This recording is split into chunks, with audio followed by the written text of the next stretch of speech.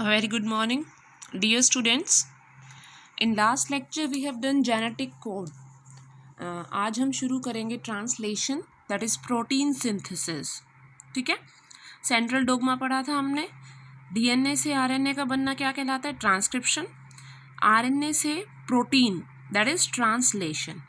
तो आज ट्रांसलेशन के बारे में हम पढ़ेंगे. Translation is also known as protein synthesis. ठीक है, synthesis means formation of protein is known as translation. ठीक है, तो हम ये भी कह सकते हैं बच्चों कि वो प्रोसेस जिसके थ्रू अमीनो एसिड्स आपस में जुड़ते हैं और एक पॉलीपेप्टाइड चेन बनाते हैं. पॉली मीन्स मैनी, पेप्टाइड क्या है आपको बताया था मैंने. पेप्टाइड बॉन्ड बनता है दो अमीनो एसिड के जुड़ने से. ठीक है, तो process by which amino acids are polymerised to form polypeptide is known as protein synthesis और ट्रांसलेशन. ठीक है, तो ये प्रोसेस कहाँ होती है बच्चों? सेल में. It occurs in cytoplasm. देखिए, जो रेप्लिकेशन हो रहा था, ट्रांसक्रिप्शन हो रहा था हमारा, वो न्यूक्लियस के अंदर हो रहा था.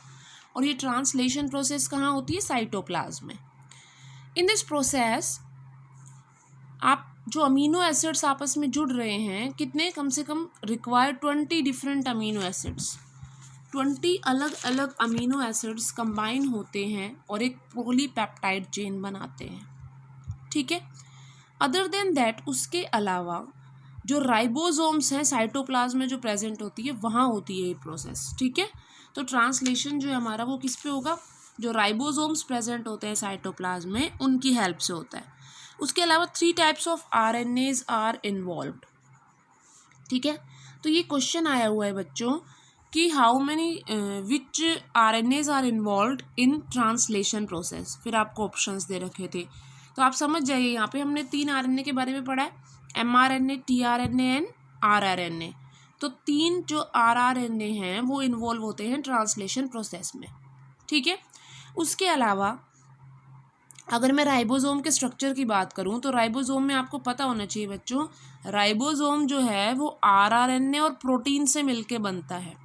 ठीक है, तो जो राइबोसोमल यूनिट यहाँ यूज हो रही है, तो उसमें क्या कह रहा है ये? 3 to 5 rRNA are present as a part of ribosome. तो राइबोसोम में 3 से 5 आरआरएनए की रिक्वायरमेंट होती है प्रोटीन सिंथेसिस में, and around 40 to 60 tRNA molecules are required. ठीक है, तो 3 से 5 आरआरएनए एक राइबोसोम यूनिट पे प्रेजेंट होंगे. 40 to 60 डिफरेंट टीआरएनए मॉलिक्यूल्स की रिक्वायरमेंट होती है, जो एक एडाप्टर की तरह काम करते हैं. ठीक है, एडाप्टर का काम क्या होता है? एडाप्टर मतलब एडाप्ट करते हैं, एक्सेप्ट करते हैं किसको? अमीनो एसिड्स को. तो अमीनो एसिड्स को अटैच करने में हेल्प करते हैं. ठीक है, समझ में आ गई बात? उसके इस तरह से अमीनो एसिड्स को प्रॉपर सीक्वेंस में जोड़कर वो क्या बना देते हैं? पॉलीपेप्टाइड चेन बनाते हैं. और उन अमीनो एसिड्स की जो सीक्वेंस है वो कौन डिसाइड करता है बच्चों? एमआरएनए. ठीक है, मैं आपको एक थोड़ा सा ब्रीफिंग दे देती हूँ कि ये जो एमआरएनए है, इससे हमारा राइबोसोम जुड़ता है आके. और राइबोसोम जो है, राइबोसोम की 2 यूनिट्स होती है, स्मॉल एंड लार्ज सब यूनिट. और यहीं आके फिर हमारा क्या है बच्चों? टीआरएनए जो है, जो हमारा टीआरएनए है वो आके जुड़ेगा. ठीक है, इस तरह से. तो टीआरएनए भी हो गया, राइबोसोमल आरएनए भी हो गया, और ये हमारा एमआरएनए भी हो गया. तो तीनों आरएनए इन्वॉल्व है. और ये टीआरएनए आपको याद होगा अमीनो एसिड बाइंडिंग साइट होती है. Amino acid binding site amino acids को जोड़ता है और धीरे धीरे इस तरह से पूरी पॉलीपेप्टाइड चेन बना देता है. ठीक है, ये पढ़ेंगे हम अभी. तो क्वेश्चन यही आया हुआ है 2006 में कि जो अमीनो एसिड के सीक्वेंस है वो कौन डिसाइड करता है?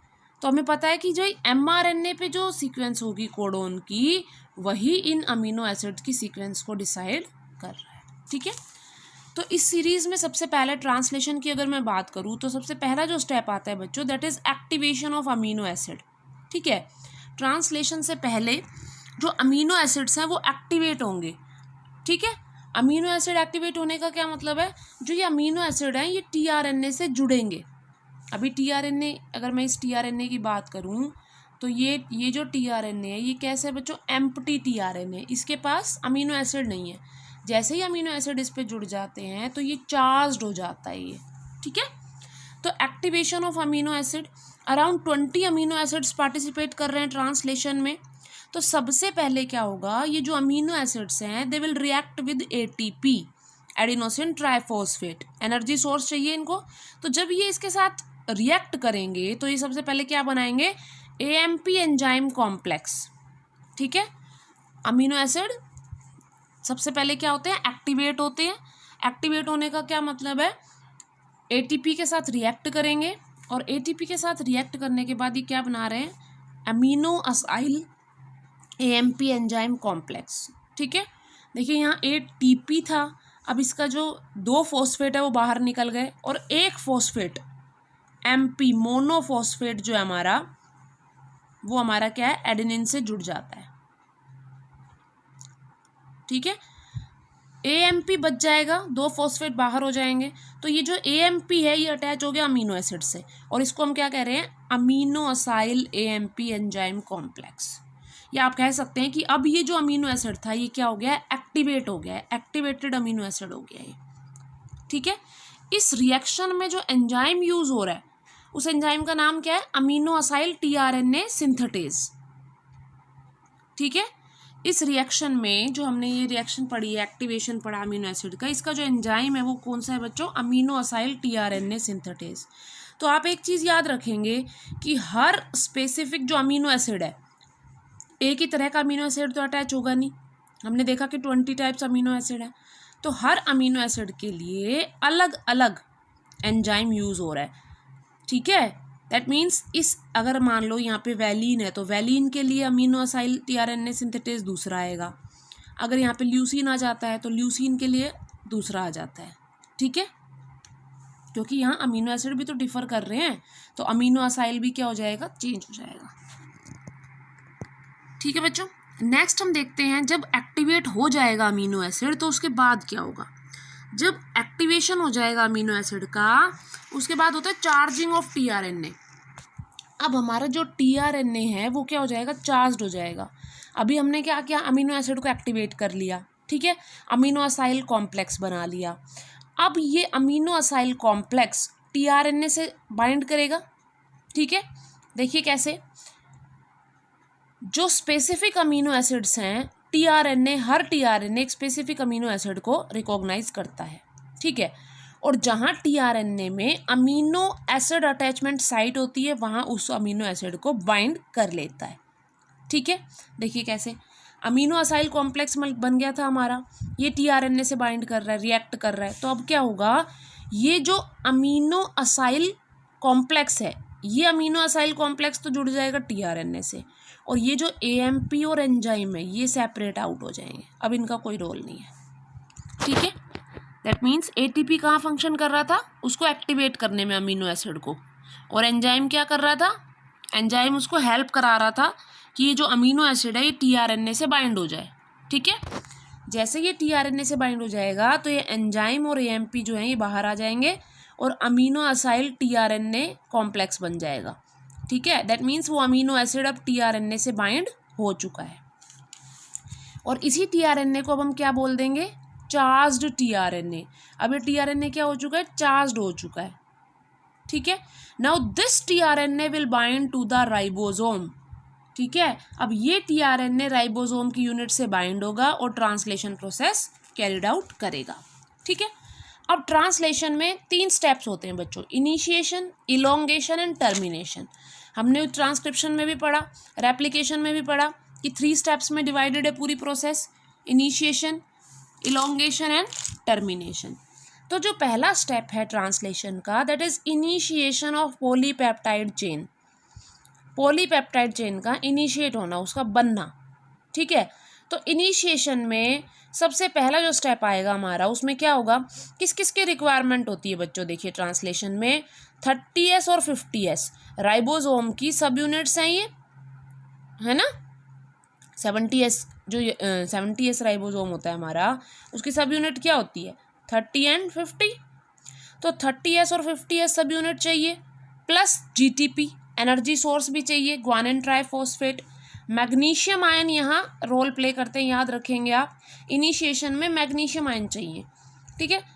नेक्स्ट चार्ज्ड टीआरएनए जो हमारा बन चुका है, हमारा चार्ज टीआरएनए। चार्ज टीआरएनए मतलब tRNA associated with amino acid.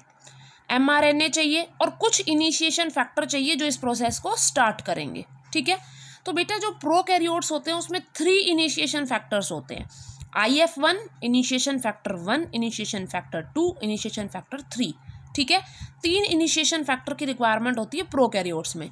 लेकिन वहीं यूकैरियोट्स में 3 से ज़्यादा 10 इनिशिएशन फैक्टर चाहिए, ठीक है, जिनका नाम क्या रखा गया है, ई जो है ई यूकैरियोट्स के लिए यूज़ कर रहे हैं। तो eukaryote initiation factor 1, eukaryote initiation factor 2, 3, 4A, 4B, 4C, 4D, 4F, 5 और 6, ठीक है। तो ये जो है हमारे टोटल कितने हो गए हमारे, ये 10 इनिशिएशन फैक्टर्स की रिक्वायरमेंट होती है यूकैरियोट्स के केस में, ठीक है। तो इनिशिएशन फैक्टर एक्चुअली है क्या, these are nothing but proteins, जो कि स्पेसिफिक प्रोटीन्स होते हैं जो कि रिक्वायर होते हैं ट्रांसलेशन प्रोसेस के लिए। तो ये जो GTP है और ये जो इनिशिएशन फैक्टर हैं, यही इनिशिएशन प्रोसेस को प्रमोट करेंगे, स्टिमुलेट करते हैं, ठीक है। तो जब IF3 आ जाता है तो ये जो सब यूनिट्स हैं हम देखेंगे किस तरह से जो राइबोसोम की सब यूनिट्स हैं वो क्या हो जाएंगी, सेपरेट हो जाएंगी ट्रांसलेशन प्रोसेस में, ठीक है। अब देखो इनिशिएशन की ही बात कर रहे हैं हम, किस तरह से जो प्रोकैरियोट्स होते हैं बच्चों, इन केस ऑफ प्रोकैरियोट्स के केस में एक सीक्वेंस प्रेजेंट होती है mRNA पे, ठीक है। प्रोकैरियोट्स में जो mRNA हमारा, उस mRNA पे एक सीक्वेंस प्रेजेंट है जिसको हम क्या कह रहे हैं, शाइन-डेलगेर्नो सीक्वेंस। ये सीक्वेंस किसकी होगी बच्चों, कुछ भी नहीं है, न्यूक्लियोटाइड सीक्वेंसेस हैं, ठीक है। तो जो शाइन-डेलगेर्नो सीक्वेंस प्रेजेंट होती है mRNA पे, वही राइबोसोम की छोटी यूनिट को रिकॉग्नाइज करती है, ठीक है। मान लो यहाँ राइबोसोम आके बाइंड हो रहा है, तो राइबोसोम जो बाइंड होगा तो राइबोसोम जो ये शाइन-डेलगेर्नो सीक्वेंस हमारी mRNA पे थी, यही राइबोसोम को रिकॉग्नाइज करेगी और बाइंड कराएगी, ठीक है। तो ये सीक्वेंस जो है ये है क्या, ए सीक्वेंस ऑफ 8 नाइट्रोजनस बेस, ठीक है। जो आपका इनिशिएशन कोडोन है भाई, जहाँ से ये स्टार्ट होगी, मान लो यहाँ इनिशिएशन कोडोन है, कोडोन पढ़े थे हमने, स्टार्टिंग कोडोन भी पढ़ी थी, याद है आपको, AUG। मान लो ये इनिशिएशन कोडोन प्रेजेंट है mRNA पे, इससे just before 4 to 12 nitrogenous base, 4 से 12 नाइट्रोजनस बेस पहले एक 8 नाइट्रोजनस बेस, 8 नाइट्रोजनस बेस की सीक्वेंस होती है जिसको हम क्या बोल देते हैं बच्चों, शाइन-डेलगेर्नो सीक्वेंस, जो कि रिकॉग्नाइज करती है किसको, राइबोसोम को, ठीक है। अब भाई ये इसको रिकॉग्नाइज कर रही है, mRNA की सीक्वेंस राइबोसोम को रिकॉग्नाइज कर रही है, तो राइबोसोम के ऊपर भी तो कोई सीक्वेंस प्रेजेंट होगी ना बच्चों, ठीक है। तो जो राइबोसोम के ऊपर सीक्वेंस प्रेजेंट होती है, इसकी कॉम्प्लीमेंट्री, इस शाइन-डेलगेर्नो की कॉम्प्लीमेंट्री सीक्वेंस जो कि राइबोसोम पे प्रेजेंट है, वो कहलाती है anti Shine Dalgarno sequence. Anti means opposite, किसके अपोजिट, शाइन-डेलगेर्नो के अपोजिट, ठीक है। तो वो क्या कहलाती है, हमारी एंटी शाइन-डेलगेर्नो सीक्वेंस। और ये कहाँ प्रेजेंट होगी, देखिए जो छोटी सब यूनिट होती है राइबोसोम की, उसकी भी तो फर्दर सब यूनिट्स बताई थी मैंने आपको, उसकी भी कौन सी, 16S rRNA। तो इस राइबोसोम की स्मॉल जो सब यूनिट होती है राइबोसोम की, उस स्मॉल सब यूनिट पे जो उसकी और फर्दर सब यूनिट हो गई 16S rRNA, इसके ऊपर क्या प्रेजेंट होती है, एंटी शाइन-डेलगेर्नो सीक्वेंस, जो रिकॉग्नाइज करती है राइबोसोम को, सॉरी mRNA की शाइन-डेलगेर्नो सीक्वेंस को, ठीक है। तो इन दोनों सीक्वेंसेस की हेल्प से जो mRNA है वो राइबोसोम की छोटी यूनिट को रिकॉग्नाइज करता है, ठीक है। ये हम बात कर रहे थे प्रोकैरियोट्स में। यूकैरियोट्स में क्या होगा बच्चों, जो स्मॉलर सब यूनिट है राइबोसोम की, वो कैपिंग के थ्रू, आपको याद होगा यूकैरियोट्स में कैपिंग होती है, मैंने बताया था पोस्ट ट्रांसक्रिप्शनल चेंजेस में, ठीक है। तो यूकैरियोट्स में जो कैपिंग हो रही है, कैप लग रही है 7-मिथाइल गुआनोसिन ट्राइफॉस्फेट की, जो यहाँ पे 5' एंड पे, याद है आपको कैपिंग बताई थी मैंने। तो यहाँ जो ये कैपिंग होती है, ये स्मॉलेस्ट सब यूनिट को रिकॉग्नाइज करेगी इन केस ऑफ यूकैरियोट्स, ठीक है।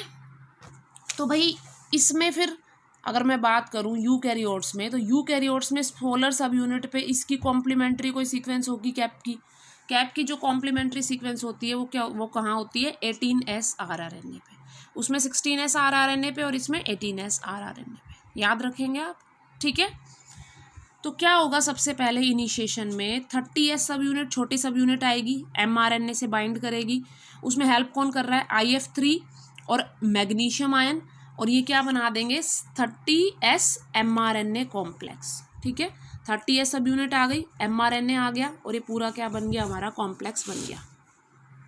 ठीक है, अब ये जो 30S mRNA कॉम्प्लेक्स बना ये क्या करता है, it reacts with formyl methionyl tRNA complex.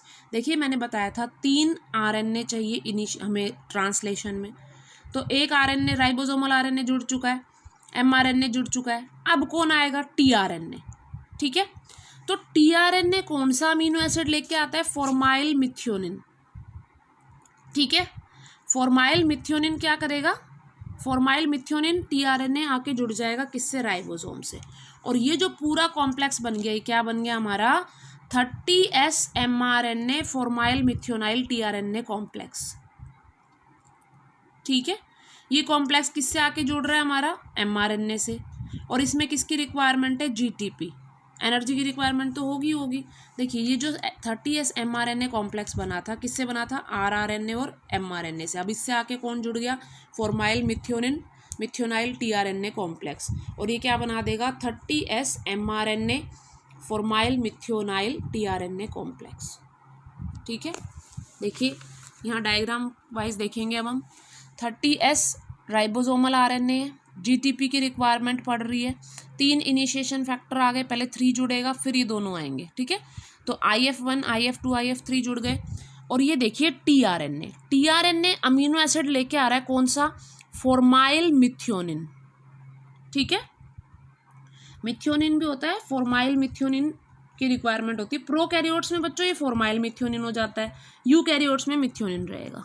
ठीक है, तो जो फॉर्माइल मिथ्योनिन आया है यहाँ पे, ये फॉर्माइल मिथ्योनिन अपनी amino acid binding site tRNA से जुड़ गया, और ये tRNA अब किससे जुड़ जाएगा, mRNA से। ठीक है, देखो ये राइबोसोमल की छोटी सब यूनिट है 30S पहले जुड़ेगा किससे, अपने शाइन डेलगेर्नो सीक्वेंस, ये शाइन डेलगेर्नो सीक्वेंस है।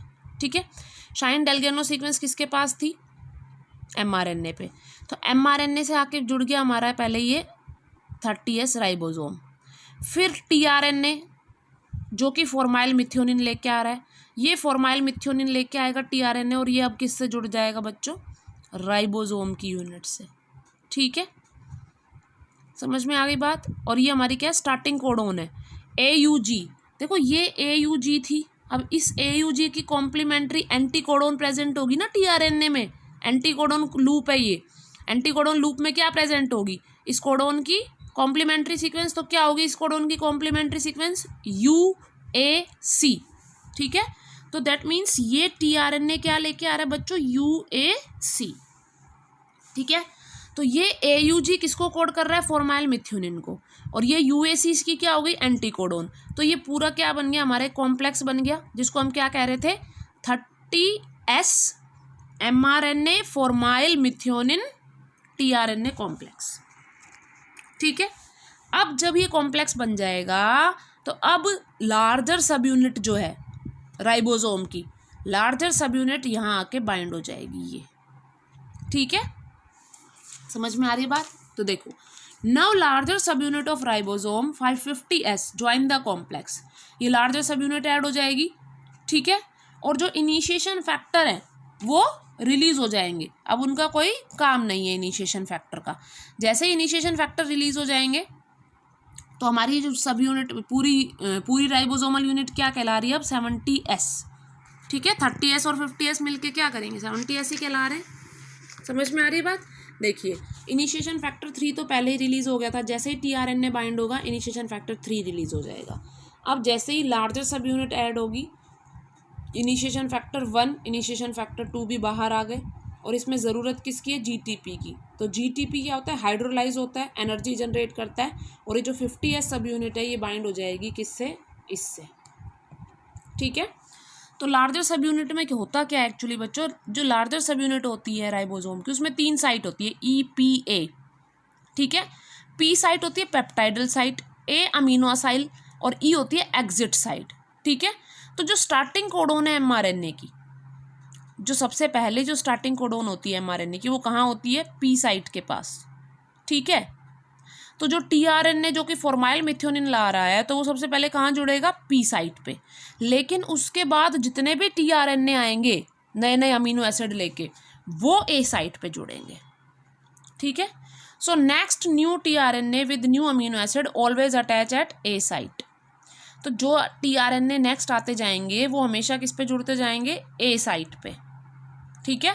But in initiation A site is empty.